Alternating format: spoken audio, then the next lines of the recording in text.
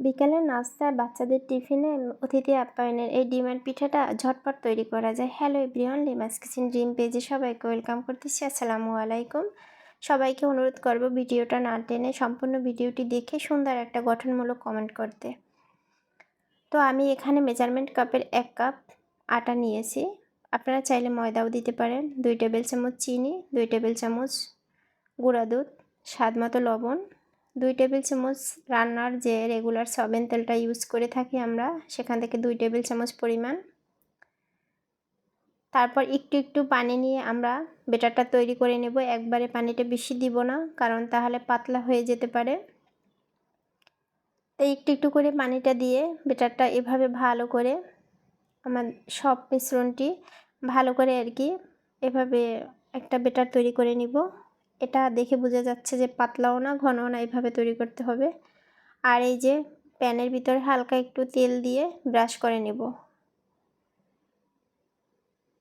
আর এখানে এই যে একটা রুটির পরিমাণে ব্যাটার দিয়ে দিব।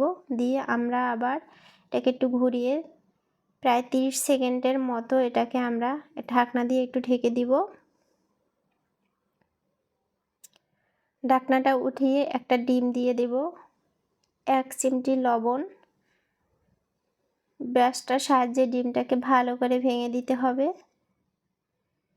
ডিমটা ভাঙা হয়ে গেলে প্রায় 30-40 সেকেন্ডের মতো ওয়েট করব। আর এভাবে আলতো হাতে একদম আস্তে করে পাটিসাপটার মতো উল্টাতে হবে, তা নাহলে দেখা যাবে ভেঙে যেতে পারে, একদমই নরম।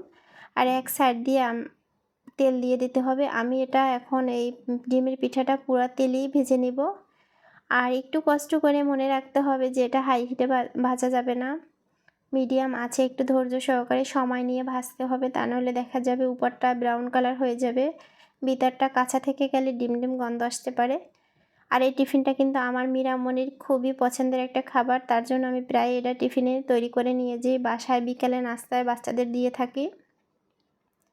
দেখেন এটা কিন্তু একটা নেটের মতো হয়ে গেছে, দেখতে কিন্তু কতটা সুন্দর লাগে দেখেন। আর এটা খেতেও কিন্তু অনেক মজা, যারা খেয়েছেন তারা তো আলহামদুলিল্লাহ বলতে পারবেন। আর যারা এখনও খাননি একবার হলেও ট্রাই করবেন। একইভাবে আমি আরও একটা তৈরি করে নিলাম।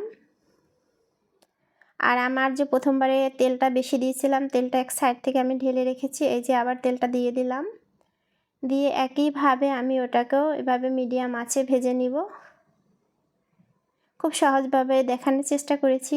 আশা করি যদি আমার ভিডিওটি কারো ভালো লেগে থাকে, মনে লেগে থাকে, তাহলে অবশ্যই একটা শেয়ার করে দিবেন, লাইক কমেন্ট করবেন। পরবর্তী ভিডিও রেডি করার জন্য আগ্রহ থাকে মনে বেশি। আল্লাহ হাফেজ।